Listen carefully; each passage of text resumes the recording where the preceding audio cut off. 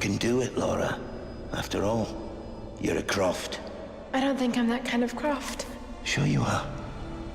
You just don't know it yet. First off, yes, it's been a year exactly. We had a successful 2011 and we decided time to go quiet and focus on what we're going to show this year. The goals that we set ourselves when we came out of last year where we needed to show that next arc in the character.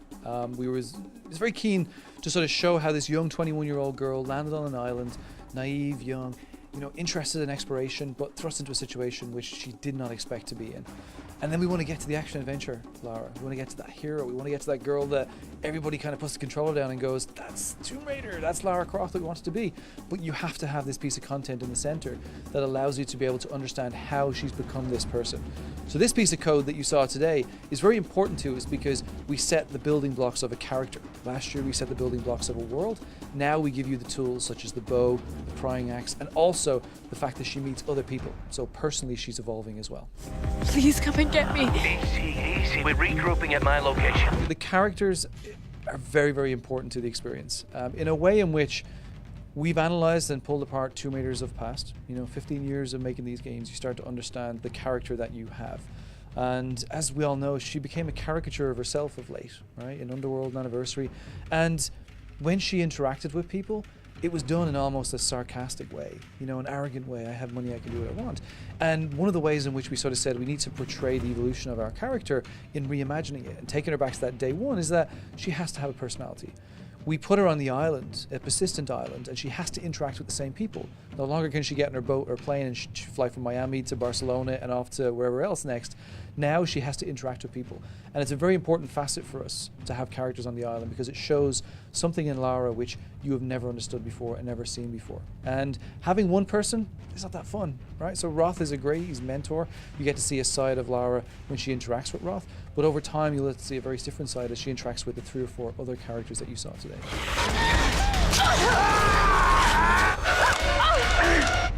I think it was very important to is to look at Lara of years gone by. The underpinnings of this game are based off the underpinnings of the original Tomb Raider because it's a formula. It's been a very successful formula.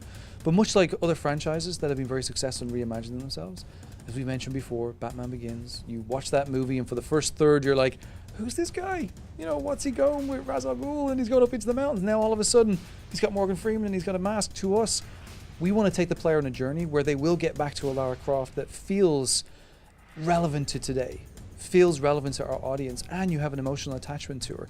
In the past, you never really had that emotional engagement and attachment to her that we've seen so well, portrayed so well in movies like James Bond.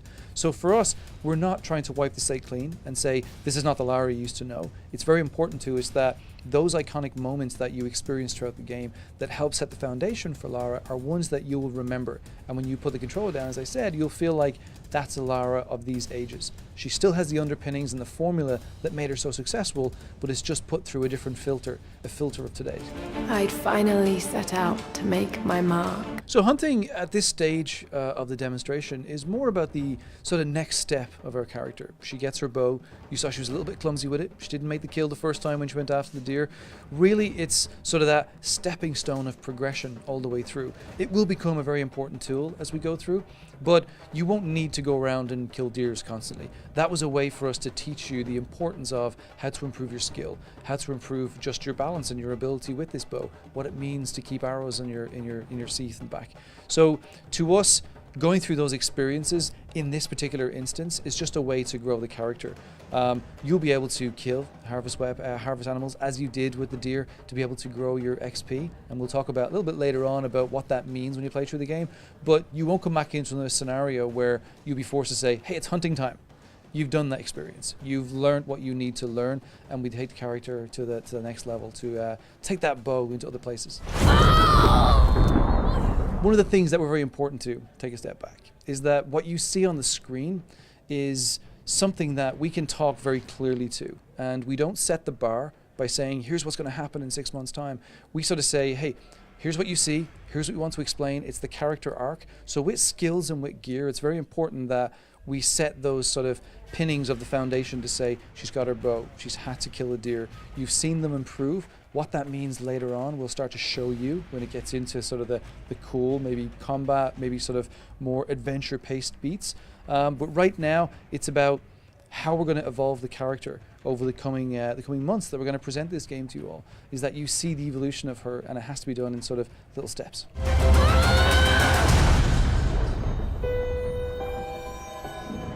So the goal of upgrading gear is that you find a piece of equipment. So she had the prying axe, as you saw today in the demo. She needed that to be able to open up cases, get more salvage, to get through doors.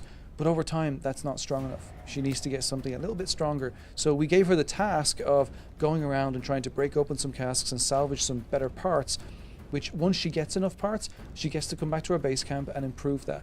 That's a thread that will run through the game, that you'll feel like, okay, we presented last year gear gating. You'll come into a space and you'll feel like, okay, I want to be able to get by that door, but I don't have the gear right now.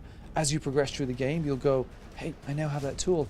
I can continue with the single player story, or I can go back and I can re-explore certain areas because now I have the abilities and I have the tools. So the gear is a very important thing to us that we'll start to show a little bit later, but from what you saw today, we just gave an example of. You have a very sort of weak, partly broken tool. It has one use. You need to improve that in order to be able to get beyond the objective. More fire. It'd be naive of us to say there's no inspiration from other TV shows and movies. We're a studio of a lot of people, all sitting there kind of coming in with their ideas and saying, hey, I watched this last night, or I watched this movie over the weekend.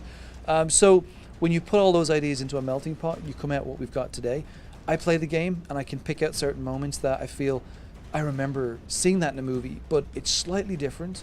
They've taken that magic and they've injected it into our game and sort of said, this is our flavor of what that meant.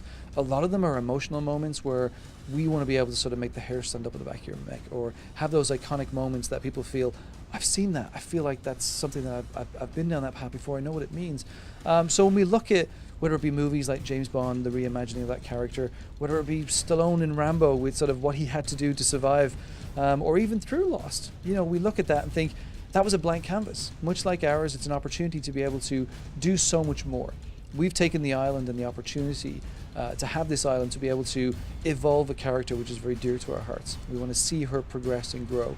To do that, we believed you had to do it on a persistent location rather than having her flying around the world. So it just happened to be an island. Yes, inspiration comes from many places, and Lost was probably one of them for some of the team.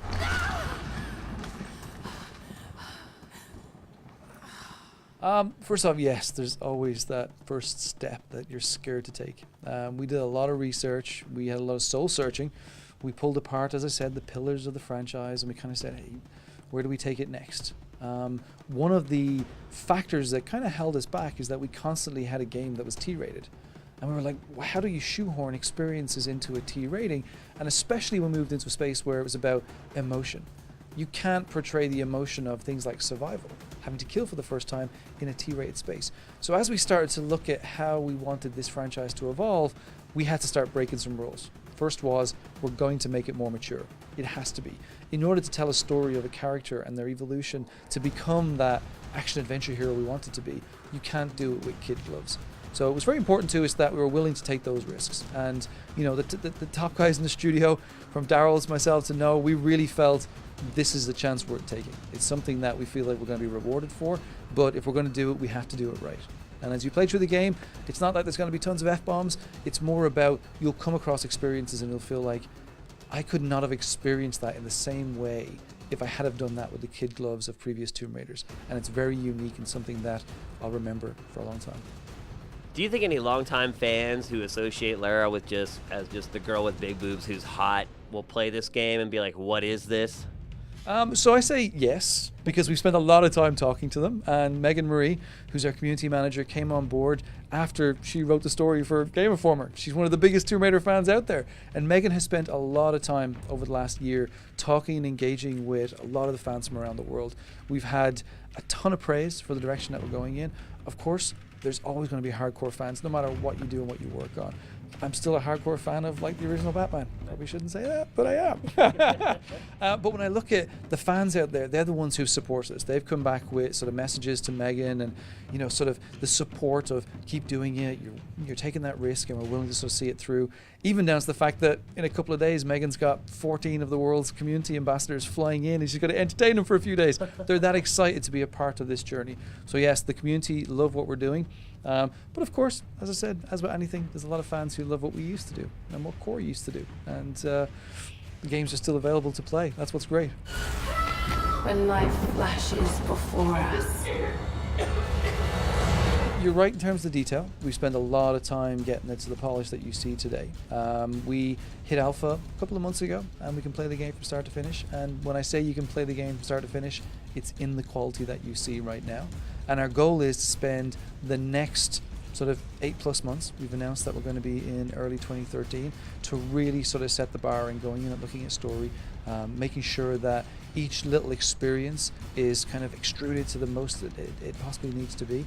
So for us, it's a very important thing that you build a game that has that emotion all the way through, the quality all the way through. And to answer your question, we're looking at roughly around a 10-hour plus game. So it's important that you don't put your money down and you go, that was awesome, but it was only 4 hours.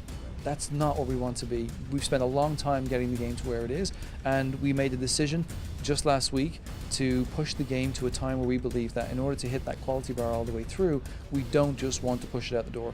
We want to make sure that we get it right. It's too important to just say, hey, let's get it out there. It's in a great position. What kind of contraption is this? There are no plans as of now for creating a Wii U version.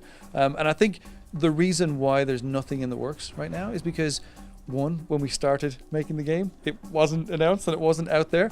And two, as a studio, we promised from day one that if we created a unique experience or create an experience in the game, it would be unique to the platform we're building it on.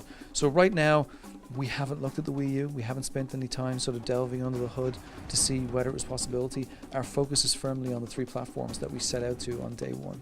I've got to get out of here. Tomb Raider is coming to the Xbox 360, PlayStation 3, and PC in early 2013. I hate tombs.